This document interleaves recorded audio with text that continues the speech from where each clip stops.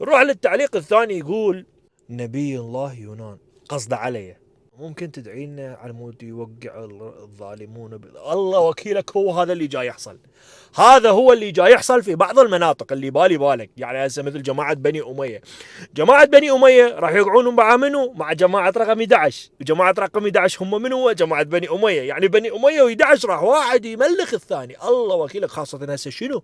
بعد تحرير الأهوار ونسائهم وأطفالهم الذين كانوا يبكون عليهم ليلا ونهارا تحرروا، وراح يرجعون يمهم. ويبو ايش راح يصير؟ يبو انتظروا بس شوي، هي مسألة وقت لا أكثر لا أقل. بعد أن وهذا يقلب وهذاك يقتل، يبو الله وكيلك يقومون يملخون بعض. الله يساعد اللي الفقير اللي راح يوقع بالنص. انا بس هاي اللي دائما اقولها، الله يساعد الفقير اللي راح يوقع بين الرجلينات.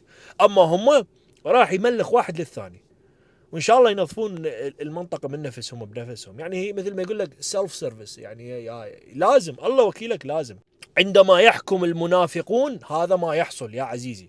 عندما يحكم المنافق الذي كان يقول على نفسه إنه يحارب الأعداء الله سبحانه وتعالى في العراق، الآن أصبح يضع يده في يد أعداء الله سبحانه وتعالى في سوريا. شفتوا نفاق؟ أكو نفاق بالموضوع. فنعم، نبي الله يونان دا يصلي لكم، فعليكم الأكثار من الصلاة والسلام على حبيبكم يونان وعلى آله وصحبه وسلم.